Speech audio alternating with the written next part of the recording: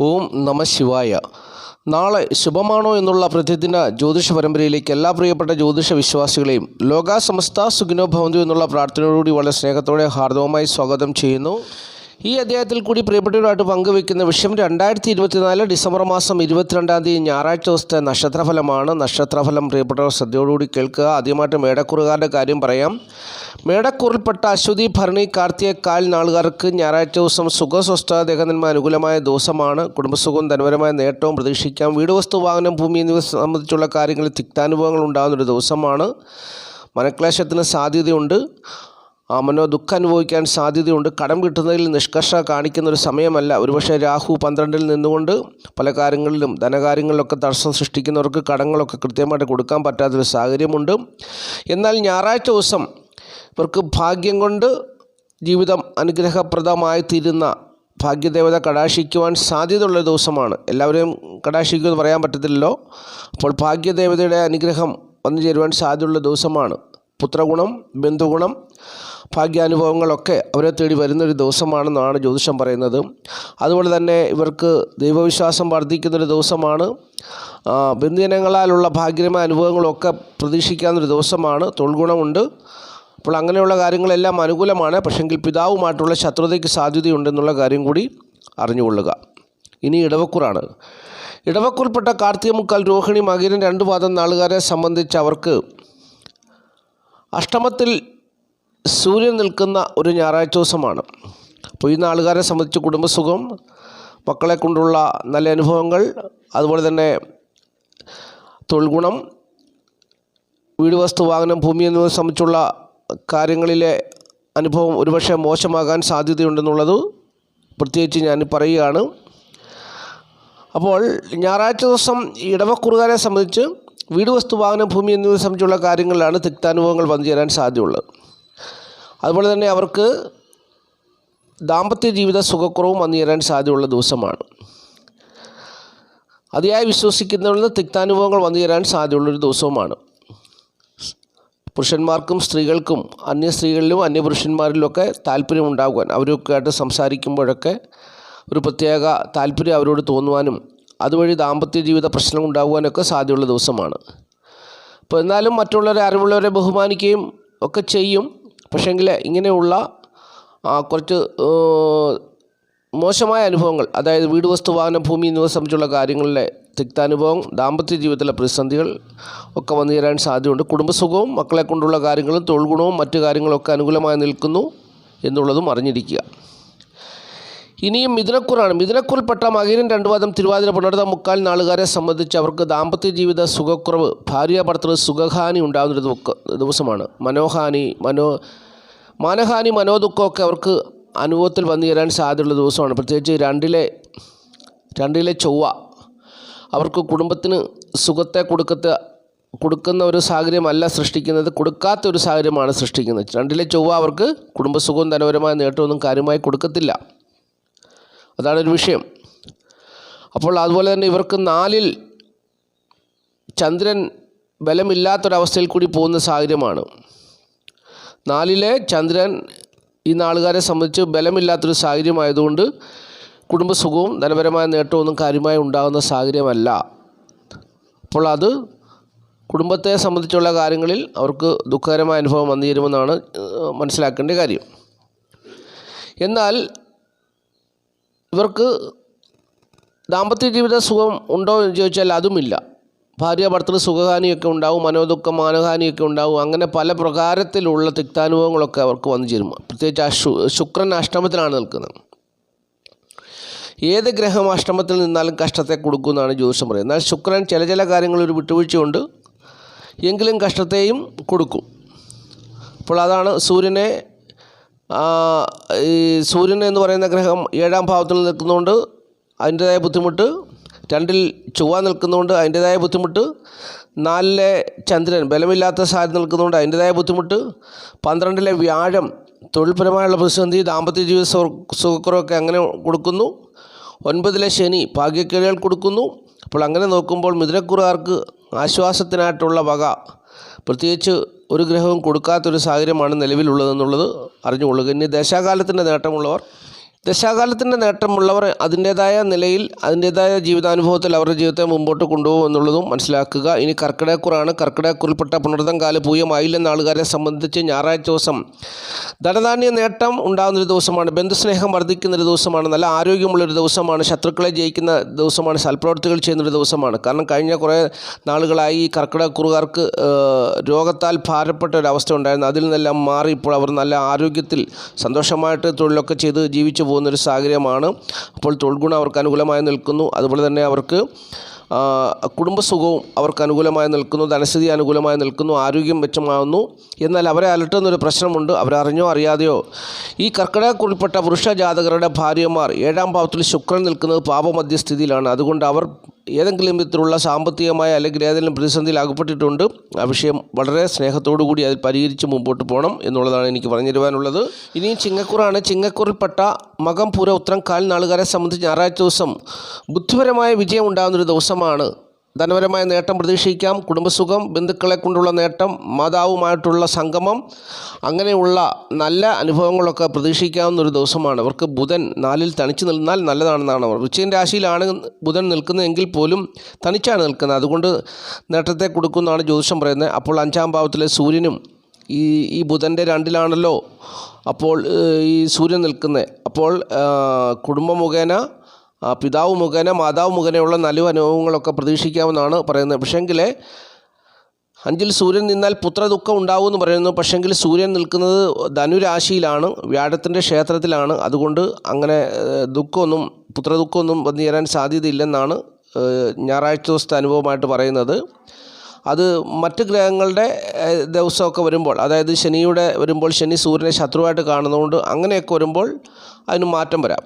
അപ്പോൾ ഞായറാഴ്ച ദിവസം ഈ വ്യാഴം എന്ന് പറയുന്ന ഗ്രഹത്തിൻ്റെ ക്ഷേത്രമായ ധനുരാശിയിലാണ് സൂര്യൻ നിൽക്കുന്നത് കൊണ്ട് വ്യാഴവും സൂര്യനും തമ്മിൽ ശത്രുതയൊന്നും ഇല്ലാത്തതുകൊണ്ട് പുത്രദുഃഖമൊന്നും ഉണ്ടാകുവാൻ സാധ്യതയുള്ള ദിവസമല്ല. അപ്പോൾ അങ്ങനെ എല്ലാ കാര്യങ്ങളും അനുകൂലമായി നിൽക്കുന്നൊരു ദിവസമാണ്. തൊഴിൽപരമായുള്ള നേട്ടം, മക്കളെ കൊണ്ടുള്ള അനുഭവങ്ങളൊക്കെ ഞായറാഴ്ച ദിവസം കാര്യമായിട്ട് വന്നു ചേരുന്നൊരു ദിവസമാണ്. അപ്പോൾ മക്കൾക്ക് ഏതെങ്കിലും വിധത്തിലുള്ള രോഗത്താൽ കഴിഞ്ഞ ദിവസങ്ങളിലൊക്കെ ഭാരപ്പെട്ടിട്ടുണ്ടെങ്കിൽ ആ മക്കൾക്കൊക്കെ രോഗസൗഖ്യം ഉണ്ടാകുന്നൊരു സമയം കൂടിയാണ്.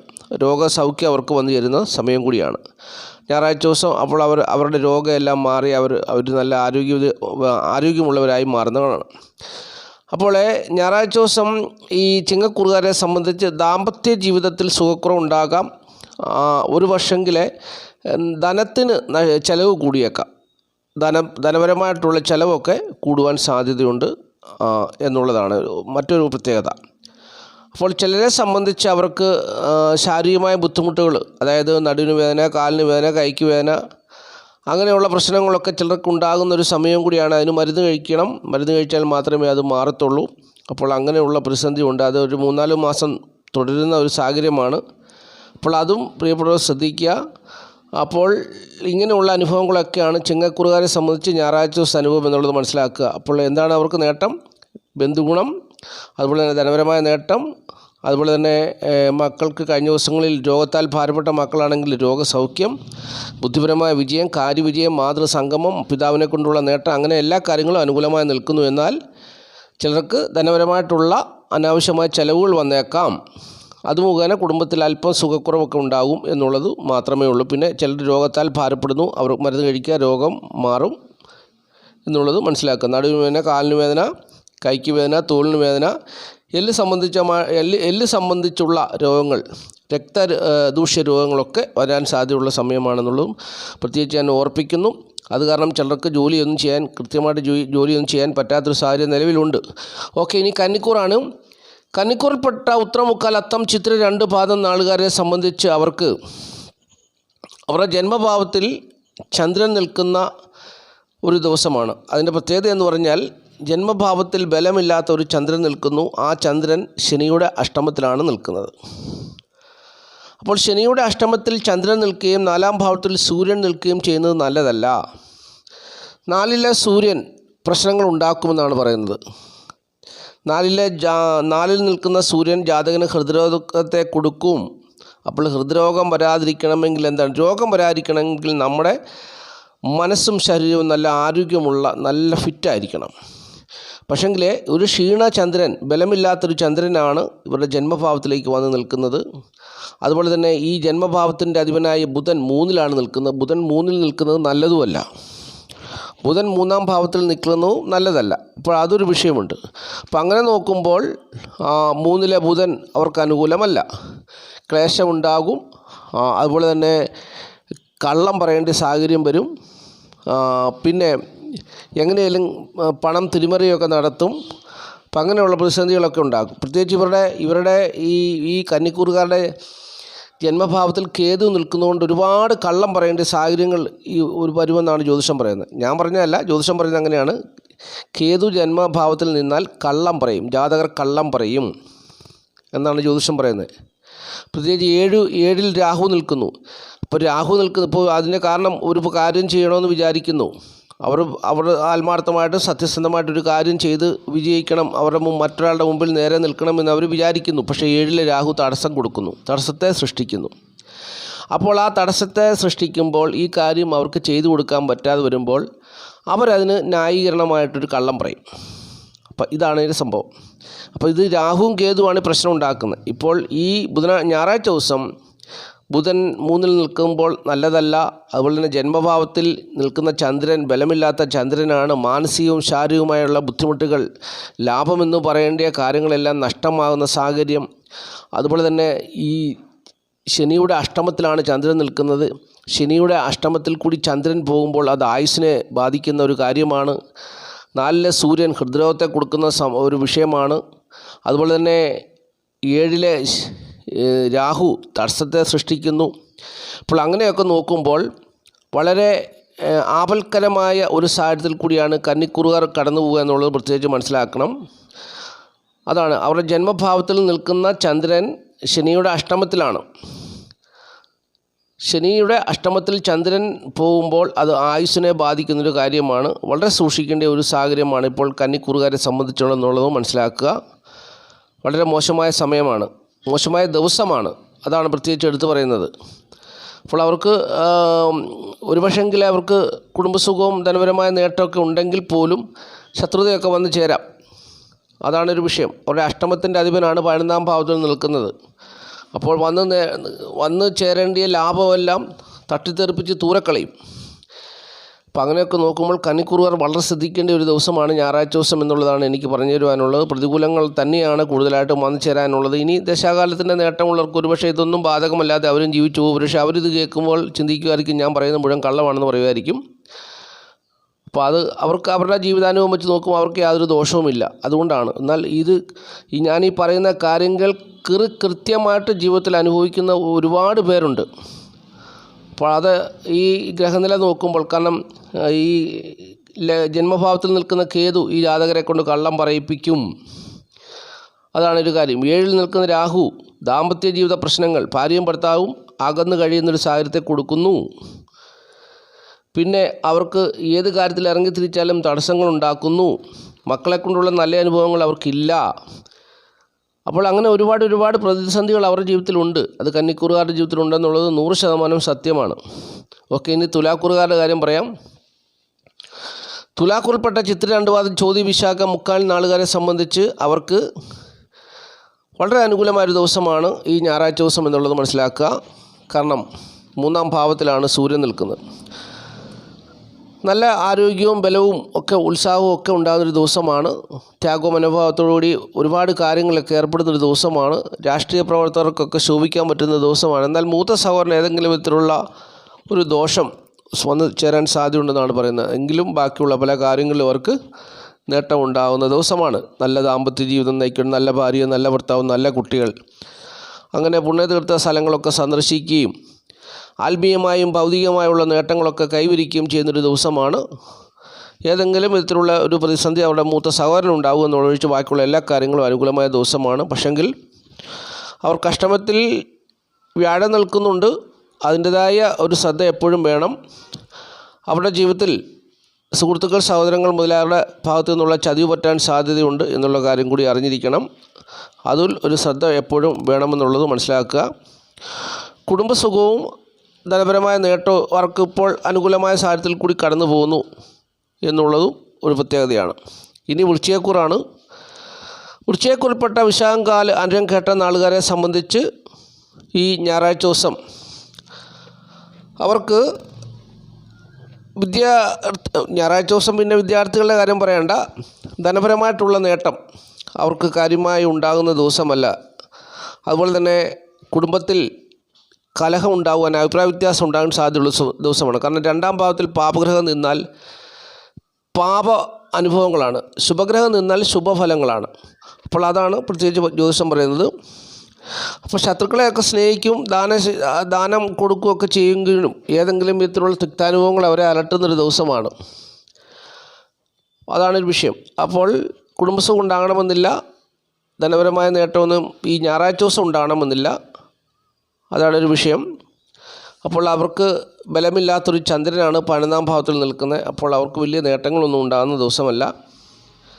അതുപോലെ തന്നെ അവരുടെ ഭാഗ്യഭാവത്തിൽ, ചിങ്ങക്കുറുകാരുടെ ഭാഗ്യഭാവത്തിൽ അവരുടെ ജന്മത്തിൻ്റെ അധിപനായ ചൊവ്വ തന്നെയാണ് നിൽക്കുന്നത്. ഒരു പാപഗ്രഹം ഭാഗ്യഭാവത്തിൽ നിന്നാൽ വലിയ ശുഭത്വമൊന്നും അല്ലെങ്കിൽ വലിയ നേട്ടങ്ങളൊന്നും പ്രതീക്ഷിക്കാൻ പറ്റത്തില്ലെന്നാണ് ജ്യോതിഷം പറയുന്നത്. പാപഗ്രഹങ്ങൾ അതിൻ്റേതായ രീതിയിലുള്ള നേട്ടങ്ങളെയൊക്കെ കൊടുക്കുമെന്നാണ് പറയുന്നത്. അല്ലാതെ ജീവിതത്തിനും നേട്ടമുള്ള അഭിവൃദ്ധിയുള്ള കാര്യങ്ങളിലൊന്നും ഉള്ള ഭാഗ്യാനുഭവങ്ങളൊന്നും വന്നു ചേരത്തില്ലെന്നും പറയുന്നുണ്ട്.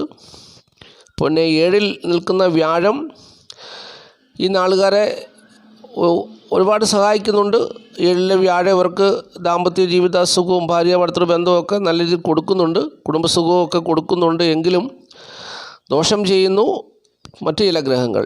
അപ്പോൾ അതുകൊണ്ട് അവർക്ക് ഉദ്ദേശിച്ച പോലെ ഉള്ള ഒരു ജീവിത വിജയം ഉണ്ടാകാത്തൊരു സാഹചര്യമാണ്. അതായത് 2ലെ സൂര്യൻ, അതുപോലെ തന്നെ ഇവർക്ക് 4ൽ നിൽക്കുന്ന ശനി, 5ൽ നിൽക്കുന്ന രാഹു, ഇതൊക്കെയാണ് ഇവർക്ക് ദോഷം ചെയ്യുന്നത്. അപ്പോൾ ഇവർക്ക് അതിൻ്റേതായ ബുദ്ധിമുട്ടുകളും പ്രയാസങ്ങളും വൃശ്ചികക്കൂറുകാർക്കുണ്ട് എന്നുള്ള കാര്യം അറിഞ്ഞുകൊള്ളുക. അതേ രീതിയിൽ തന്നെ ഞായറാഴ്ച ദിവസം അങ്ങനെ അങ്ങ് പോകും. ഇനി ധനുക്കൂറാണ്. ധനുക്കൂറിൽപ്പെട്ട മൂലം, പുരാട, ഉത്രാടം, കാൽ നാളുകാരെ സംബന്ധിച്ച് ഈ ഞായറാഴ്ച ദിവസം അവരുടെ ജന്മഭാവത്തിൽ സൂര്യൻ നിൽക്കുന്ന ഒരു ദിവസമാണ്. അപ്പം ജന്മഭാവത്തിൽ സൂര്യൻ നിന്നാൽ പ്രത്യേകിച്ച് ധനുക്കൂറുകാരെ സംബന്ധിച്ച് അവർക്ക് വലിയ ദോഷമൊന്നും വന്നു ചേരാൻ സാധ്യതയില്ല എന്നുള്ളതാണ് അറിഞ്ഞിരിക്കേണ്ടത്. സൂര്യൻ ധനുരാശിയുടെ അധിപനായ വ്യാഴത്തിന് ശത്രുവൊന്നുമല്ല. അതുകൊണ്ട് വലിയ നേട്ടങ്ങളൊന്നും പറയാൻ പറ്റത്തില്ല, എന്നാൽ വലിയ ദോഷവും വരത്തില്ല. ശത്രുക്ഷേത്രത്തിലൊക്കെ ആണെങ്കിൽ ദൈവാധീനമില്ലാത്തവരും നീചബന്ധത്തിലകപ്പെടുകയും നീചമായ കൂട്ടുകെട്ടിലൊക്കെ അകപ്പെടുകയൊക്കെ ചെയ്യുന്നു. അംഗവൈകല്യം, അപത്തനർത്ഥങ്ങളൊക്കെ ഉണ്ടാകുമെന്നാണ് പറയുന്നത്. എന്നാൽ ഇവിടെ ധനുരാശിയിലായതുകൊണ്ട് വലിയ ദോഷങ്ങളൊന്നും സംഭവിക്കാതെ ഞായറാഴ്ച ദിവസം കടന്നു പോകുമെന്നുള്ളത് അറിഞ്ഞുകൊള്ളുക. അവർക്ക് കുടുംബസുഖവും ധനപരമായ നേട്ടവും സ്ത്രീകൾ മുഖേനയുള്ള നല്ല അനുഭവങ്ങളൊക്കെ പ്രതീക്ഷിക്കാൻ, ചിലപ്പോൾ സ്ത്രീകളുടെ ശത്രുത അവർക്കുണ്ടാകുവാൻ സാധ്യതയുണ്ട് എന്നുള്ളതും മനസ്സിലാക്കുക. ഇപ്പോൾ സ്ത്രീ മുഖേന കുടുംബത്തിലേക്ക് ഏതെങ്കിലും വിധത്തിലുള്ളൊരു സഹായം വന്നാൽ ചിലപ്പോൾ അതിനെ വലിയൊരു ശത്രുതയോ പ്രശ്നമോ ഒക്കെ ഉണ്ടാകുവാൻ സാധ്യതയുണ്ട് എന്നുള്ള കാര്യം കൂടി നിലവിലുണ്ട്. തൊഴിൽപരമായുള്ള വലിയ നേട്ടമൊന്നുമില്ല. അപ്പോൾ ഒരു ശരാശരി ജീവിതത്തിൽ കൂടി ഈ ധനുക്കൂറുകാർ ഞായറാഴ്ച ദിവസം കടന്നു പോകുമെന്നുള്ളതാണ് അറിഞ്ഞിരിക്കേണ്ട കാര്യം. ഇനി മകരക്കൂറാണ്. മകരക്കൂറിൽപ്പെട്ട ഉത്രാടം, മുക്കാൽ, തിരുവോണം, അവിട്ടം 2 പാദം നാളുകാരെ സംബന്ധിച്ച് ഞായറാഴ്ച ദിവസം അവർക്ക് കാര്യമായ നേട്ടമൊന്നും ഉള്ളൊരു ദിവസമല്ല. പലർക്കും ജോലി ഇല്ലാതിരിക്കുന്ന സമയമാണ്. കാരണം 12ലാണ് സൂര്യൻ നിൽക്കുന്നത്. സൂര്യൻ എന്ന് പറയുന്ന ഗ്രഹം തൊഴിലിൻ്റെ കാരക ഗ്രഹമാണ്, അഷ്ടമത്തിൻ്റെ അധിപനുമാണ്. അപ്പോൾ ആ ഗ്രഹം 12ൽ നിൽക്കുമ്പോൾ ചിലർക്ക് ധനപരമായ ബുദ്ധിമുട്ടുണ്ട്, തൊഴിൽ പ്രതിസന്ധിയുണ്ട്, മേലധികാരിയുമായിട്ടുള്ള അഭിപ്രായ വ്യത്യാസത്തിൽ തൊഴിൽ ഉപേക്ഷിച്ച് പോയവരുണ്ട്, ദാമ്പത്യ ജീവിത സുഖക്കുറവ് ചിലർക്കുണ്ട്. അപ്പോൾ അങ്ങനെയുള്ള പ്രതിസന്ധികൾ ചിലരിലുണ്ട്. എന്നാൽ ചിലരിതൊന്നും ബാധിക്കാതെ ജോലി ചെയ്ത് നല്ല രീതിയിൽ ജീവിക്കുന്ന ആൾക്കാരുമുണ്ട്. അപ്പോൾ സമ്മിശ്രമായ അനുഭവങ്ങളാണ് ഈ മകരക്കൂറുകാരെ സംബന്ധിച്ച് ഞായറാഴ്ച ദിവസം എന്നുള്ളതാണ് അറിഞ്ഞിരിക്കേണ്ടത്. ചിലർക്ക് ദാമ്പത്യ സുഖമുണ്ട്, ചിലർക്ക് ദാമ്പത്യ പ്രശ്നങ്ങളുണ്ട്. കാരണം അതുപോലെ തന്നെ ചിലരുടെ ജീവിതത്തിൽ ത്വക്ക് രോഗങ്ങൾ വന്ന് ദാമ്പത്യ ജീവിത സുഖക്കുറവ് നിലനിൽക്കുന്ന ഒരു സമയമാണ്. 7ലെ ചൊവ്വാദോഷം പറയും. ചൊവ്വാദോഷം എന്ന് പറയുന്നാൽ ശുക്രനാൽ 7ൽ ചൊവ്വ ദോഷമാണ്, ചന്ദ്രനാൽ 7ൽ ചൊവ്വ ദോഷമാണ്, ലഗ്നാൽ 7ൽ ചൊവ്വ ദോഷമാണ്. അപ്പോൾ ഇവർ മകരക്കൂറുകാരെ സംബന്ധിച്ച് ലഗ്നാൽ 7ൽ നിൽക്കുന്നു. അപ്പോൾ അവർ തമ്മിൽ അടിപിടിയൊന്നുമില്ല, മറ്റു വിഷയങ്ങളൊന്നുമില്ലെങ്കിലും ഏതെങ്കിലും ത്വക്ക് രോഗത്താൽ അവർ തമ്മിലുള്ള ദാമ്പത്യ ജീവിതത്തിൽ സുഖക്കുറവ് ഉണ്ടാകുമെന്നാണ് ജ്യോതിഷം പറയുന്നത്. അപ്പോൾ ഇങ്ങനെയുള്ള പ്രതിസന്ധി ഒക്കെ മകരക്കൂറുകാർക്കുണ്ടെന്നുള്ളത് അറിഞ്ഞുകൊള്ളുക. ഇനി കുംഭക്കൂറാണ്. കുംഭക്കൂറിൽപ്പെട്ട അവിട്ടം, 2 പാദം, ചതയം, പുട്ടാതി, മുക്കാൽ നാളുകാരെ സംബന്ധിച്ച് 12-ാം ഭാവത്തിലൊരു പാവഗ്രഹം നിന്നാൽ വലിയ നേട്ടമാണ്. 11-ാം ഭാവത്തിലല്ലേ പാവഗ്രഹം നിൽക്കേണ്ടത്. അപ്പോൾ 11-ലെ സൂര്യൻ ഈ നാളുകാരെ സംബന്ധിച്ച് ധനപരമായ നേട്ടം, കീർത്തി, ഉദ്യോഗത്തിൽ സ്ഥാനക്കയറ്റം, ഞായറാഴ്ച ദിവസമല്ലേ സമുദായ പ്രവർത്തനമൊക്കെ ചെയ്യുന്നവർക്ക് അതിൻ്റെ ഉന്നതമായ നിലയിൽ എത്തിച്ചേരാൻ സാധ്യതയുള്ള ദിവസമാണ്. അതുപോലെ തന്നെ പുത്ര ദുഃഖം ചിലരിൽ വന്നു ചേരാൻ ഇടയുണ്ടെന്നുള്ളതാണ് ജ്യോതിഷം പറയുന്നത്. എങ്കിലും സഹോദരങ്ങൾ മുതലായവരുടെ ഭാഗത്തു നിന്നുള്ള സഹായ സഹകരണങ്ങളൊക്കെ ഉണ്ടാകുന്നൊരു ദിവസമാണ്. അപ്പം അങ്ങനെ തൊഴിൽ ഗുണം ഉൾപ്പെടെ കുടുംബസുഖം, ധനപരമായ നേട്ടം അങ്ങനെ ഉൾപ്പെടെയുള്ള എല്ലാ കാര്യങ്ങളും അനുകൂലമായ ഒരു സാഹചര്യത്തിൽ കൂടി ഇപ്പോൾ ഇവർ കടന്നു പോകുന്ന വീട്, വസ്തുവാഹനം, ഭൂമി എന്നിവ സംബന്ധിച്ചുള്ള കാര്യങ്ങളെല്ലാം നേട്ടം തന്നെയാണ് വന്നു ചേരുക എന്നുള്ളത് കുംഭക്കൂറുകാർക്ക് ഇപ്പോൾ അനുകൂലമായൊരു സമയമാണ്. ഇനി മീനക്കൂറാണ്. മീനക്കൂറിൽപ്പെട്ട പൊരുട്ടാതി, ഉത്രട്ടാതി, രേവതി നാളുകാർക്ക് അവർക്ക് പ്രവർത്തന വിജയം ഉണ്ടാകുന്നൊരു ദിവസമാണ്. കീർത്തിയും അംഗീകാരവും ഒക്കെ അവർക്ക് ഉണ്ടാകുന്ന ദിവസമാണ്. പിതൃസ്വത്ത് ലഭിക്കുവാൻ സാധ്യതയുള്ള ദിവസമാണ്. പിതാവിൻ്റെ സ്നേഹവാത്സല്യങ്ങൾ ഏറ്റവും കൂടുതൽ ലഭിക്കുന്ന ഒരു ദിവസമാണ്. അപ്പോൾ ഏത് മേഖലയിൽ പ്രവർത്തിക്കുന്നവരാണെങ്കിൽ അവർക്കവിടെ പ്രവർത്തന വിജയം, തൊഴിൽ ഗുണം അനുകൂലമായൊരു ദിവസമാണ്. അപ്പോൾ കുടുംബസുഖവും ധനപരമായ നേട്ടവും അവർക്ക് അനുകൂലമാണ്. ദാമ്പത്യ ജീവിതം അനുകൂലമാണ്. ദാമ്പത്യ ജീവിതത്തിലൂടെ ഭാഗ്യാനുഭവങ്ങൾ വന്നു ചേരുന്ന സമയമാണ്. അപ്പോൾ അങ്ങനെയുള്ള നല്ല അനുഭവങ്ങളൊക്കെയാണ്. എന്നാൽ ഇവരുടെ ഈ മീനക്കൂറുകാരെ സംബന്ധിച്ച്, ധനക്കൂറല്ല, മീനക്കൂറിൽപ്പെട്ട പുറ്റാതി, ഉത്രട്ടാതി, രേവതി നാളുകാരെ സംബന്ധിച്ച് സുഖം, സ്വസ്ഥത, ദേഹനന്മ ഒരുപക്ഷെ അല്പം കുറവായാൽ പോലും, അവരുടേതായ വ്യക്തിത്വത്തിൽ അല്പം കുറവ് വന്നാൽ പോലും കുടുംബസുഖവും ധനപരമായ നേട്ടവും പ്രവർത്തന വിജയവും തൊഴിൽ ഗുണവും മറ്റ് കീർത്തിയും അംഗീകാരവും പ്രശസ്തിയും എല്ലാം അവർക്ക് അനുകൂലമായി നിൽക്കുന്ന ഒരു ദിവസം കൂടിയാണെന്നുള്ളത് അറിഞ്ഞുകൊള്ളുക. അപ്പോൾ ഇത്രയും കാര്യങ്ങളാണ് നക്ഷത്രഫലമായി ഈ അധ്യായത്തിൽ കൂടി പ്രിയപ്പെട്ടവരായിട്ട് പങ്കുവയ്ക്കാനുള്ളത്. ഈ വീഡിയോ കാണുന്ന എല്ലാ പ്രിയപ്പെട്ടവരെയും മഹാദേവൻ സമൃദ്ധിയായിട്ട് അനുഗ്രഹിക്കട്ടെ എന്ന് ഞാൻ ആത്മാർത്ഥമായിട്ട് പ്രാർത്ഥിക്കുന്നു. മഹാദേവൻ്റെ അനുഗ്രഹം എല്ലാവരിലും ഉണ്ടാകട്ടെ. ഡിസംബർ 31 നടക്കുന്ന സർവേശ്വര പൂജയിൽ കഴിവതും ആൾക്കാർ പങ്കുചേരുക. അതുപോലെ തന്നെ ആദ്യമായിട്ട് ഈ ചാനൽ കാണുന്ന പ്രിയപ്പെട്ടവർ ഈ ചാനൽ സബ്സ്ക്രൈബ് ചെയ്യുക, ലൈക്ക് ചെയ്യുക, ഷെയർ ചെയ്യുക, കമൻറ്റ് ചെയ്യുക. തുടർച്ചയായിട്ട് എല്ലാ ദിവസവും വീഡിയോ കാണാൻ ശ്രമിക്കുക. നക്ഷത്രഫലം കേൾക്കുന്നതുകൊണ്ട് എന്താണ് നേട്ടം എന്നുള്ളത് പലരും ചോദിക്കുന്നൊരു ചോദ്യമാണ്. നക്ഷത്രഫലം കേൾക്കുന്നതുകൊണ്ട് വലിയ നേട്ടം തന്നെ ജീവിതത്തിൽ ഉണ്ടാവും. കാരണം നാളത്തെ നമ്മുടെ അനുഭവം എങ്ങനെയാണെന്ന് മനസ്സിലായാൽ നമുക്കതനുസരിച്ച് ജീവിതത്തെ മുമ്പോട്ട് കൊണ്ടുപോകും. ജീവിതം ക്രമീകരിക്കപ്പെടും.